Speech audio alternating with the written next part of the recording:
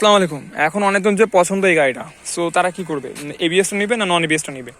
আচ্ছা, আমি ওই বিষয়ে একটু বলতে চাই। আর একটা বিষয় ক্লিয়ার করবো, সেটা হচ্ছে যে গ্রাউন্ড ক্লিয়ারেন্সটা অনেকজন জানতে চাচ্ছে যে গ্রাউন্ড ক্লিয়ারেন্সটা কেমন। আচ্ছা, প্রথমে গ্রাউন্ড ক্লিয়ারেন্সটার ব্যাপারে বলি। গ্রাউন্ড ক্লিয়ারেন্সটা ভাইয়া খুবই ভালো, বাট যে সমস্যাটা হয় সেটা হচ্ছে যদি উঁচু কোনো বিট থাকে, মানে রাস্তার ক্ষেত্রে যদি উঁচু কোনো বিট থাকে, সেক্ষেত্রে যদি আপনি ডাবলিং করেন তাহলে আপনার যে প্রবলেমটা হবে সে এই যে একেবারে এই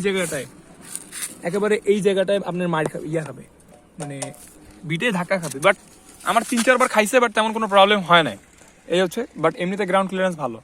আর একটা প্রশ্ন থাকে যে 5.4 ফুট যাদের ইঞ্চি, তাদের কি গাড়িটা নেওয়া কি তাদের জন্য ভালো হবে? ভাইয়া এই বিষয়ে আমার অভিজ্ঞতা আছে, বিকজ আমার ভাই যে তার সে ইঞ্চি হচ্ছে 5 ফুট 4 ইঞ্চি।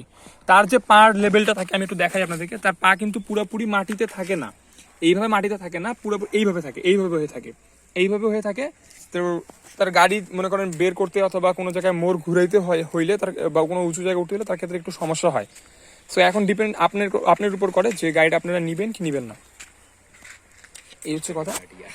এবিএস আর নন এবিএস এর মধ্যে ভাই আমি বলবো এবিএসটা নিতে। কেন এবিএসটা নিতে? আপনার নন এবিএস এর দাম হচ্ছে 2,20,000 টাকা, আর এবিএস এর দাম হচ্ছে 2,40,000 টাকা।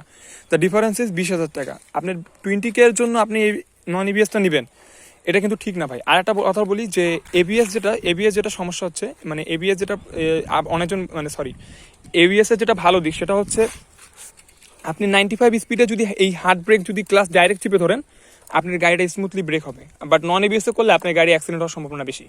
আর এবিএস এর যুগ যেহেতু ভাই, আপনি এবিএসটা নেন। আর এফআই ইঞ্জিন অনেকজন বলে ভাই এফআই নিবো না ইয়া নিবো। ভাই ওই ক্ষেত্রে আমার একটু মানে ইয়ে আছে, বিকজ এফআই ইঞ্জিনের জন্য 4-5 হাজার বা 10,000 কিলোমিটার পর এফআই ইঞ্জিনটা ক্লিন করতে হয়। বাট সুজুকির ঢাকা শোরুমে থাকতে পারে, ঢাকার কথা বললাম না, বাট বাইরের যেগুলো ডিস্ট্রিক্টগুলো আছে সেগুলোতে কিন্তু এফআই ক্লিনার নাই।